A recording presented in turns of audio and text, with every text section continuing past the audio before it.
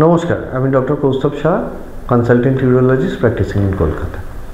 আজকে আমরা কথা বলবো যে একটা মানুষের সারাদিনে কতটা জল খাওয়া প্রয়োজন। দেখুন, অনেকেই অনেক সময় বলে যে জল খেলে বেশি করে জল খান, আপনার কিডনিতে স্টোন হবে না, বা কিডনিতে স্টোন না হওয়ার জন্যে অনেক বেশি করে জল খেতে হয়। দেখুন, কতটা জল খাচ্ছেন তার থেকেও ইম্পর্টেন্ট হলো আপনি রেগুলার ইন্টারভেলে জল খাচ্ছেন কি না। আপনাকে এটুকুনি বুঝতে হবে কিডনিতে স্টোনের কারণ কি। কিডনির স্টোনের কারণ হলো যখন সলিউট আর সলভেন্ট রেশিওটা ডিসরাপ্টেড হয়। সলিউট হলো যে লিকুইডটা, সলভেন্ট হলো যেটা সেডিমেন্ট পড়ে। যখন এই সেডিমেন্টের জলের পরিমাণটা কমে যায়, সেডিমেন্টের পরিমাণটা বেড়ে যায়, তখনই সেগুলো তলায় ডিপোজিট হয় এবং সেগুলো স্টোন ফর্মেশন হয়। তো অতএব একটা অপটিমাম লেভেল অফ জল খাওয়া দরকার, তাতে আপনার কিডনি স্টোন প্রিভেন্টেড হয়।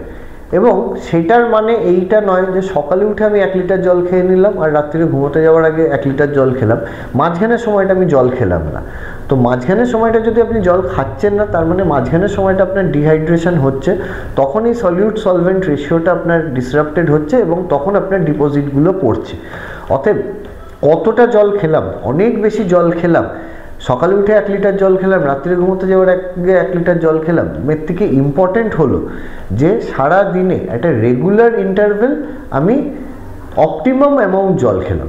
একটা অ্যাডাল্টের জন্যে যদি আপনার কোনো কিডনির সমস্যা না থাকে, যদি আপনার কোনো হার্টের সমস্যা না থাকে, 2.5 থেকে 3 লিটার জল খাওয়া আপনার সাফিসিয়েন্ট।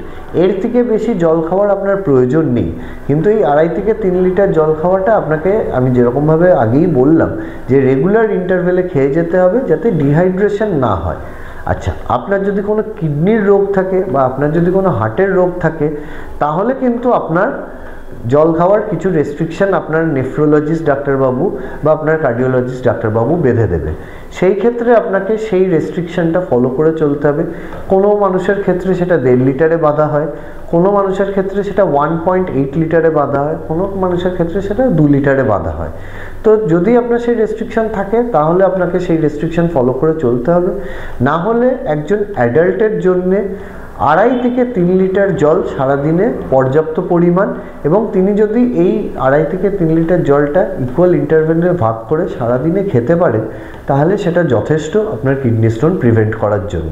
বাচ্চাদের ক্ষেত্রে 2.5-3 লিটার তো নিশ্চয়ই অতটা খাবে না। তার যেরকম বয়স, তার পিডিয়াট্রিশিয়ান যেরকম যে হিসেবে মোটামুটি একটা হিসেব করে দেয়, তার সেইটুকুনি জল খেলেই প্রয়োজন, মানে প্রয়োজনীয়তা সেই হিসেবে পিডিয়াট্রিশিয়ান সেই বয়সের মাপে বলে দেবে। বাচ্চাদেরটা আমরা ঠিক বেঁধে দিতে পারি না, কেননা বাচ্চাদের বিভিন্ন এজে বিভিন্ন রিকোয়ারমেন্ট নেসেসিটি। তো অতএব একটা 1 বছরের বাচ্চার যা জল খাওয়ার রিকোয়ারমেন্ট, তা 5 বছরের বাচ্চার তার থেকে একটু বেশি। অতএব বাচ্চাদের যদি পরিমাণটা আপনি জানতে চান, সেটা বেস্ট আপনার পিডিয়াট্রিশিয়ানকেই জিজ্ঞেস করুন।